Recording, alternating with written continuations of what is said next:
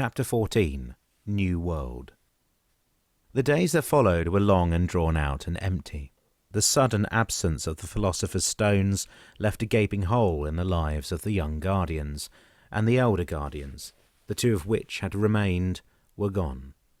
Having followed the Philosopher's Stones and the young Guardians so closely and without rest for so many days, their absence, like the absence of the Philosopher's Stones, left a void.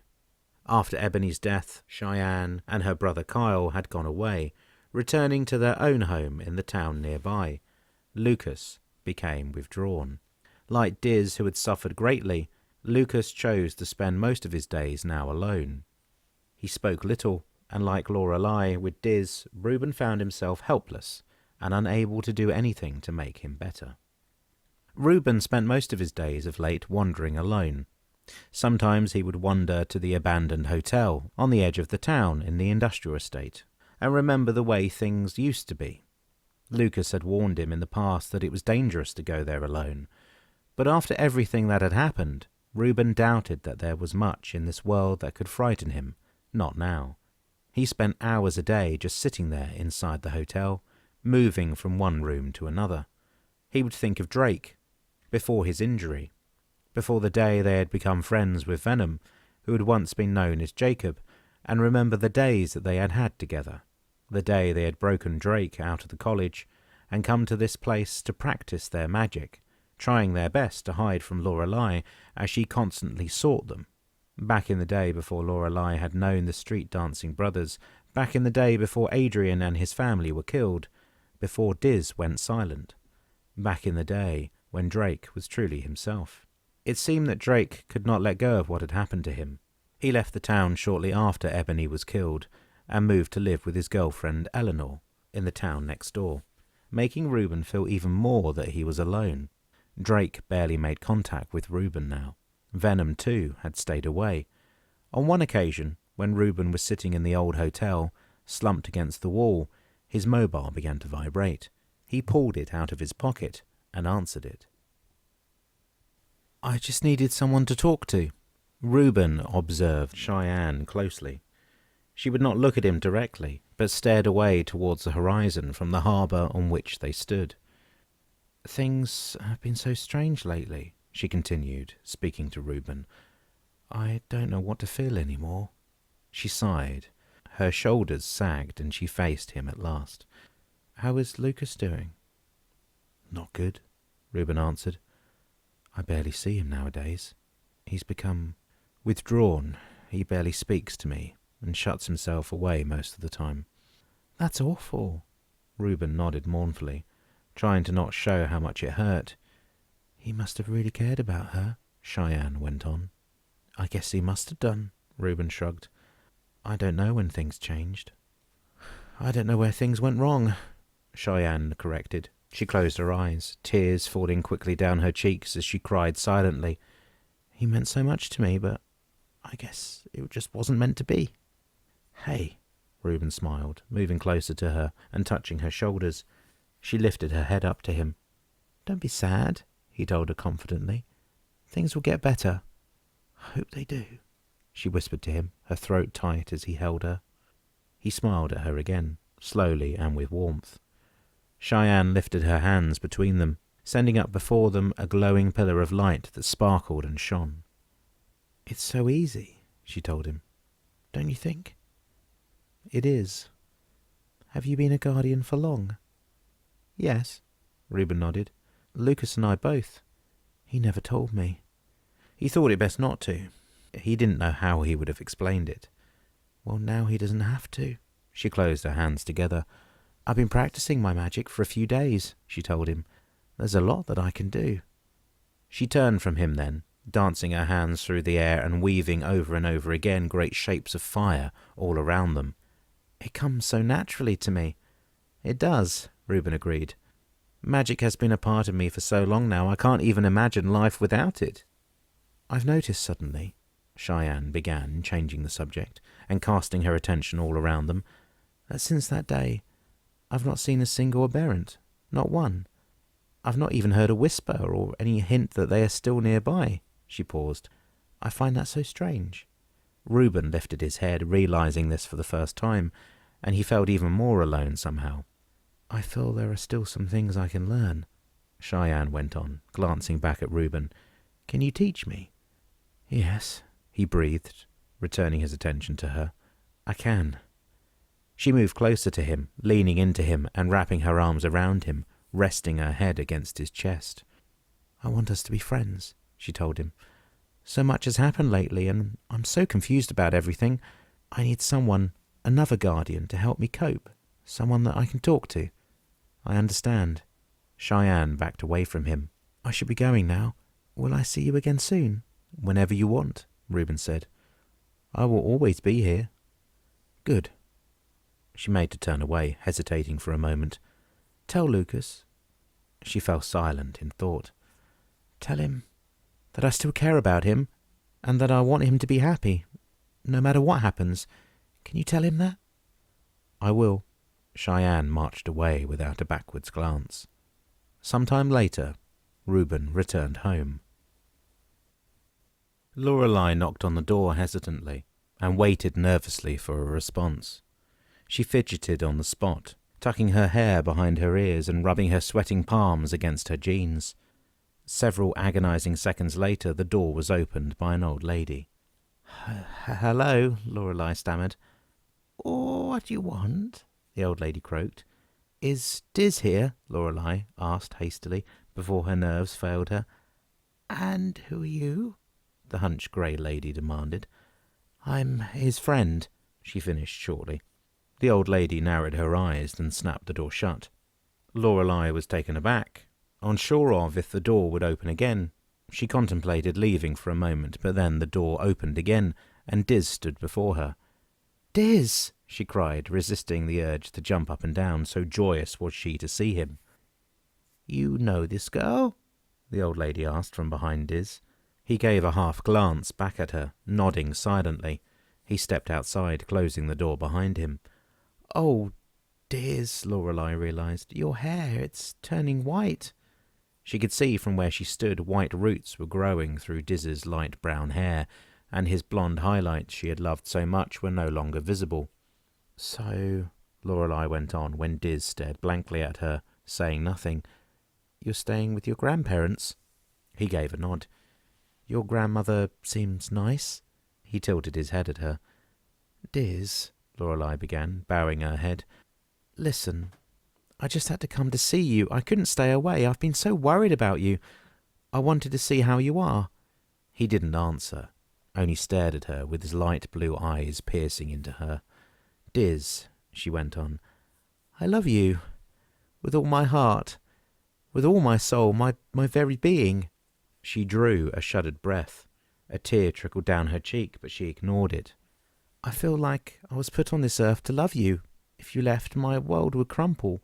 Please stay with me. It's hard, I know, but let's keep at it. I know things will get better." Diz still said nothing.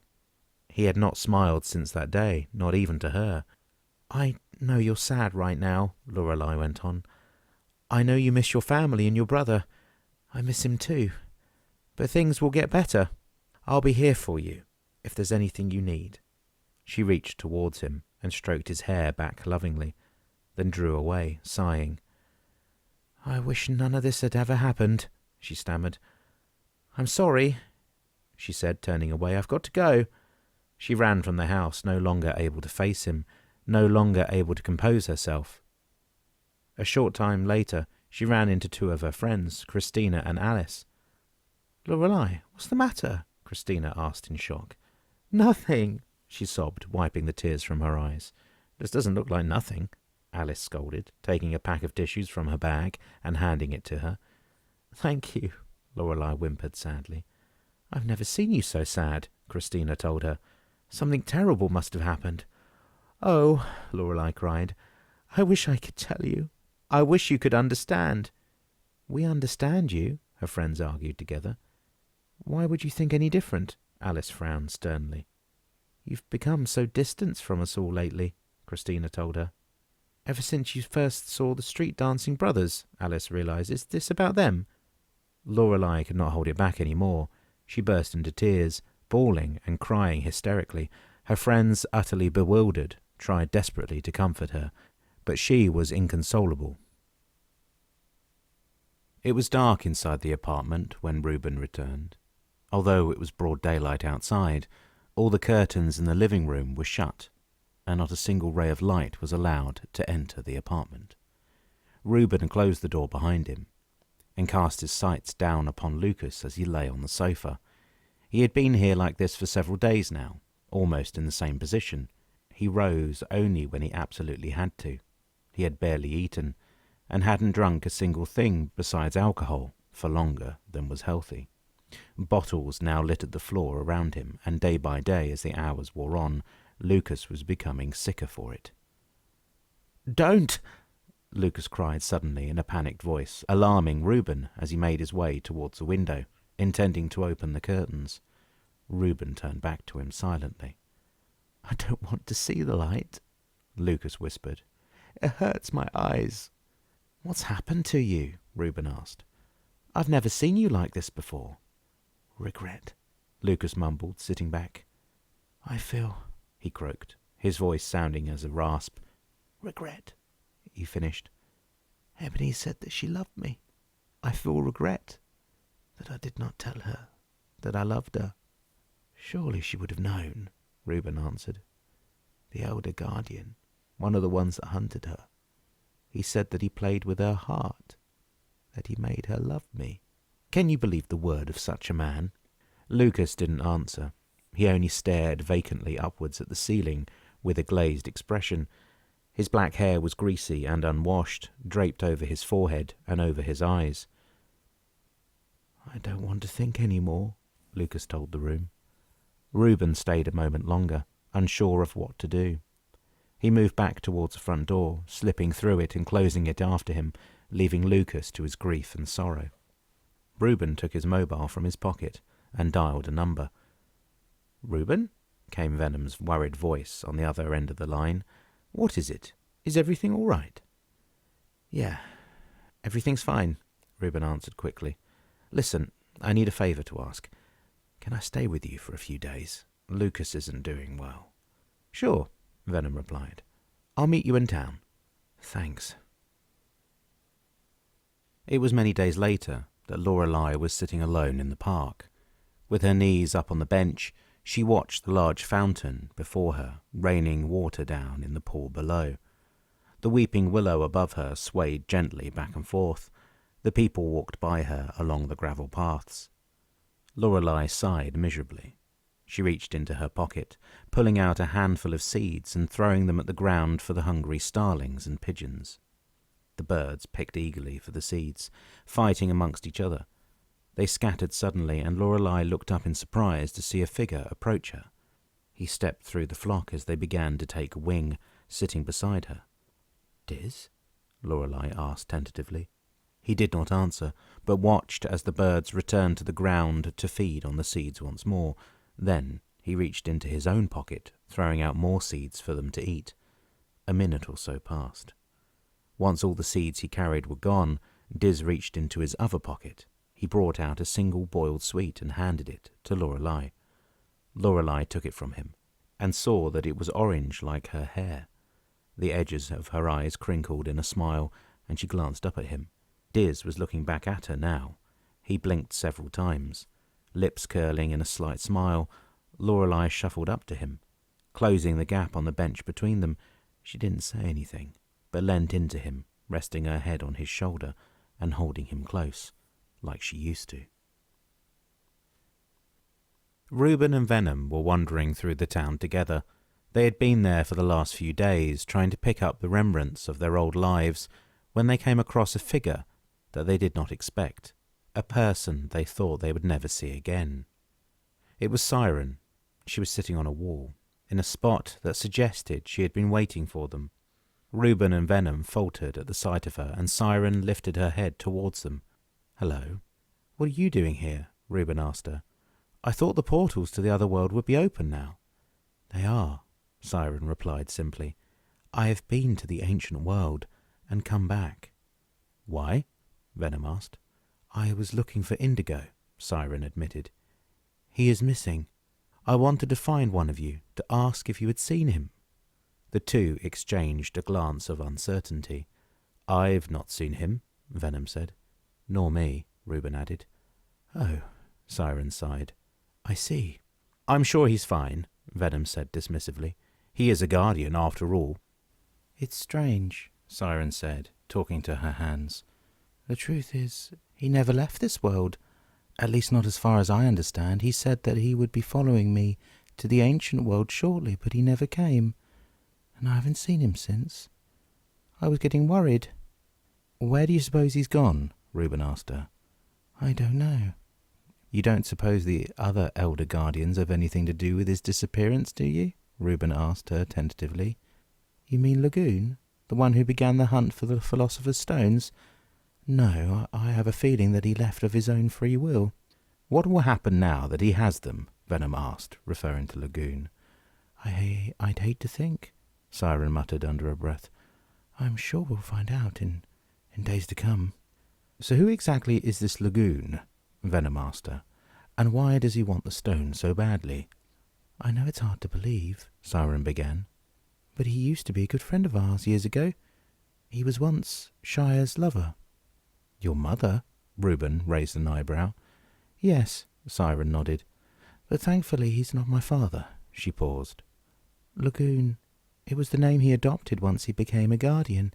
He hasn't been a guardian for that long, yet his ambitions have become great." She played absent-mindedly with her blue hair as she spoke, twirling it between her fingers. "He was even good to me back in the day, but one day my mother left him. She didn't like the way he thought, the way he always sought power. Since that day he's been our enemy, always seeking more power with his brilliant mind." "That's why he won't fight," Venom realized. "Why he doesn't want to face you, why he always sent those creatures to do his bidding." "A theory shared by Indigo," Siren shrugged. "He claims it was Lagoon's broken heart that turned him into the monster he's become, but we will never know for sure." "So why did you come back here?" Venom asked her. "It can't just be to ask us where Indigo is. Why did you come all this way?" "You're the smart one," she teased, tapping the end of her nose. "The truth is," she spoke, sliding off the wall, "I wanted to show you something." She moved away from them, indicating for them to follow. "Come with me," she said, "and I will give you possibility." Lucas opened the curtains, seeing a glowing golden sunrise outside and beyond. The sky was gloriously bright, like a honey glaze, and for the briefest of moments, Lucas felt a trickle of his old self returning to him. A memory came to him. "Lucas, you're up early." Lucas spotted Ebony behind him. She was dressed in her typical blacks, winking at him with her hazel eyes. Sitting upon her shoulder was Pokey, glaring at him as usual. "Reuben's not up yet," Lucas told her. "Oh?" she said teasingly. A sly smirk crossed his face. He strode up to her, taking her in his arms and kissing her deeply. She broke away from him, giggling shyly and hunching her shoulders, cheeks blushing. "Oh, Lucas," she said, touching her fingertips to her mouth. "You're so daring. Are you sure your brother doesn't know?" "If he did, he would have said so by now," Lucas reassured her. She giggled again, poking the end of his nose before kissing him again. He winced suddenly as she touched his waist. "Sorry," she worried. "Does it still hurt?" "A little." Lucas smiled awkwardly, placing a gentle hand on his own waist, where the bandage still was. "The aberrant did a good job, but he didn't have enough magic to fully heal me. It's still a little tender." "I'm sorry," she said again. "Don't worry about it," Lucas said, relaxing. She beamed at him. "I'm so glad we met. How did I ever get so lucky?" She pulled him towards her, walking backwards. She stumbled suddenly, her wrist jerked backwards as something caught her, tying her arm to the leg of the coffee table. "What's this?" she exclaimed. It looked like a piece of scrap metal sitting on the floor, shaped like a burnt piece of paper that had curled and scrunched up in a fire. From it came many thin wires that bound her in place to the coffee table. "Sorry," Lucas fumbled, quickly rushing to untie her. "It must have dropped out of my pocket. I haven't had a chance to properly test it yet." "You carry those things around with you?" she asked skeptically, straightening up and rubbing her wrist where it had caught her. She watched as Lucas returned the device to his pocket. "Hey," he waved a finger at her. "You never know when you might need them." Lucas's expression turned serious then. "Reuben's coming." Ebony gasped. She hurried to pick up a magazine, seating herself in a reclined position on the sofa as if she'd been there for ages. Pokey sat on her lap. Lucas wandered over towards the kitchen and began to cook breakfast just as Reuben entered the room. "Morning," Ebony said, casually without looking up, flicking through the magazine. Lucas returned to the living room, holding a pan of eggs he was about to cook. "How does your arm feel today?" he asked his brother. Reuben lifted his cast that went up past his elbow. "It feels good," Reuben said. "Hopefully I can have it off soon." Ebony and Lucas shot a sly glance to each other. Reuben was completely oblivious to anything going on. Lucas's mobile began to buzz then, and Lucas read the text. It was from Cyan. "When are you coming to see me?" Lucas began to text a response. "I told you we're finished. What does it have to take for you to get this?" The response came quickly. "I don't believe you. You're up to something." Lucas heaved a sigh, closing the mobile and putting it back into his pocket. "Lucas," Ebony's voice was uncertain, "is everything all right?" "Everything's fine," he told her. "There's nothing to worry about." Lucas watched the golden sunrise, opening the curtains further as a thought slowly dawned on him. "Ebony would have come to love you in time had I not played with her heart." He was lying. Lucas spoke aloud, remembering Lagoon's last words to him. "You didn't know of her by that time." He realized suddenly that he was alone in the apartment, realizing that he had not seen Reuben for many days now. Lucas opened the window, calling forth his wings, intending to search for him by air. He felt out of balance suddenly. Glancing over his shoulder, he remembered why. His right wing, now only a stump at the joint, had healed well, but he would not be able to fly again, not like this. Lucas felt sadness as he realized this. His wings withdrew into his back, and Lucas headed for the door instead. He would have to find his brother on foot. Far away in the neighbouring town was a man, or to be more precise, a guardian, walking with purpose. He strode beside the rails at the edge of the harbour. The wind whipped his black-rooted, fiery red hair, and he scanned his surroundings with his pea-green eyes. In the great river beside him, small ferries channelled people from one side of the river to the other, and the old navy ships with their huge masts rocked gently in the rippling waters. Indigo passed the statue of an old man, leaning forwards on a rope, ringing a bell that was on top of the rope. Sitting at the foot of the statue upon its steps was a young man with one arm. Drake watched as Indigo marched on, sparing him only a brief glance. Drake did not care why he was there. He had left that life of violence behind. He ignored him, speaking again to his girlfriend Eleanor, who sat by his side, trying to forget the trauma of his past. He would never go back. Indigo kept searching, until he found what he was looking for, a young man by the name of Kyle. "I have come to know you. I have been watching you for a while now, and I have chosen you." "Chosen me?" Kyle responded, seeing Indigo for the first time. "Chosen me for what?" "You're a fighter," Indigo continued. "You're strong." "Never mind," he waved away. "I will give you a choice. Do you want to discover a whole new world of possibility and power, and to be just like your sister? Do you want to become strong and do great things? And if you say yes to me now, remember your life will be changed forever. You can never go back." Kyle didn't even hesitate. His answer came quickly and with certainty. "Yes," he told Indigo. "I want to change. I want to become better than what I am. I want to go where my sister goes. I care for her very much." A slow gleam passed over Indigo, and he felt elated, bowing his head at the young man. "You are so much like your sister," he told him. "I know I am making the right choice. One day you will travel to the ancient world and inherit my name." Indigo touched Kyle at the chest. Kyle felt a shooting sensation through his body, like an electric shock, then a great pain, and then a sudden feeling of power and liberation, as his body felt strong, felt truly alive, like it never had before. "Goodbye, Kyle," Indigo said, slipping away from him. "We will not meet again." Indigo would leave his old life he had lived in the ancient world behind him. He would spend the rest of his days travelling in the modern world as a normal man. Siren, nor anyone else would ever know what had happened to him. His disappearance would remain a mystery forever. He could not go back to the way things had been, not ever. He could not forgive himself, nor get rid of the guilt. The guilt he felt every day, for failing to save both Crystal and Ebony. He felt no longer worthy to call himself a guardian, and so he called himself Vagrant. "What is this?" Venom asked. "A doorway." Siren cast her hands out towards the portal before her. "To the ancient world. It's open for you. You only have to step through. Let me lead you to places unknown." "Are we really ready for this?" Reuben voiced his concerns. "I couldn't leave my brother behind." "You don't have to," came another voice. Siren, Venom, and Reuben glanced around, seeing Lucas standing there. In the days he had been away, his black hair had grown longer, and now hung across his face and over his forehead, shading his blue eyes. "Lucas?" his brother asked.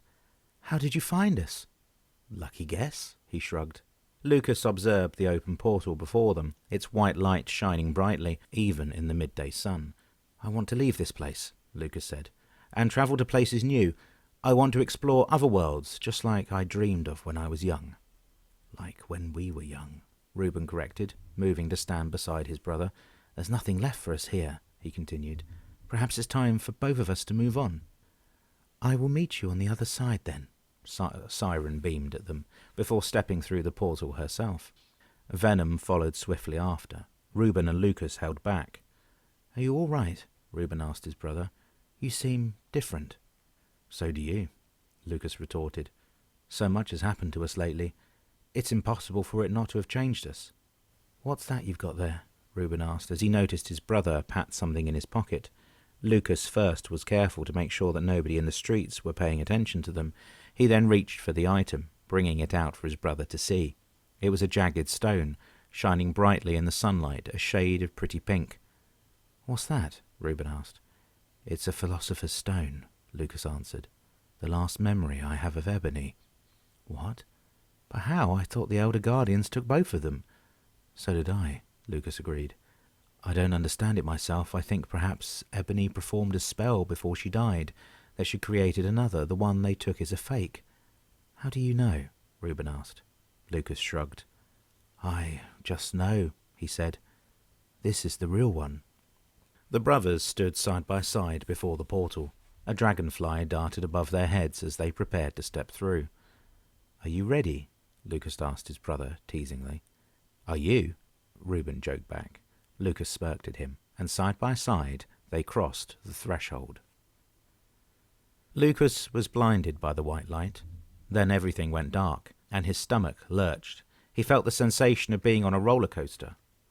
Travelling faster and faster, his stomach was so tight that it became almost unbearable. His eyes watered, and he saw white flashes shooting past him that might have been stars. But soon enough his feet touched ground again, and he stumbled forwards. Lucas gathered himself, straightening up. He opened his eyes and gasped. They were in a place completely new, no longer surrounded by concrete and bricks. Around them now were huge open plains of grassland. Large sections of woodlands grew in the distance, and even further away were giant mountains that towered over the rest of this world. The air felt fresh and clean, and Lucas smelt the scent of sea air nearby, noticing at the same time that the sun was in a different position in the sky, noticing also that it was warmer here. Before them, built against the coastline on the edge of the grasslands, was a great city made of stone. And from where they stood, Lucas could see many turrets and towers of varying shape and height lifting from the buildings, and dotted here and there were banners and flags. Reuben cried out in surprise beside him. Glancing over to him, Lucas could see Reuben staring at his hands in bewilderment. Great markings had appeared on his flesh, tribal markings that covered the back of his hands and were growing slowly up his forearms. Lucas lifted his own hands to see that the same was happening to him. "Your full powers have been brought alive," Siren replied calmly. "By coming here, this is a magical world, unlike the one you've come from." Venom stared in amazement at the transformation, suddenly voicing a thought. "What about Lorelei and the others?" "The others are free to follow you," Siren said to him, "when they're ready." Lucas sensed something then. Closing his eyes tight shut, he saw a brief but vivid image flash through his mind. Another world, a third world. It was cold, the grass was frosted, and the clouds were dark. There was no birds here, and the rivers and the seas were frozen, and somewhere off in the distance, set at the base of a rocky cliff, was a temple of pure white. Lucas grimaced as his brow creased as he felt a great presence from within the temple itself, a presence that reached out to him. "Father?"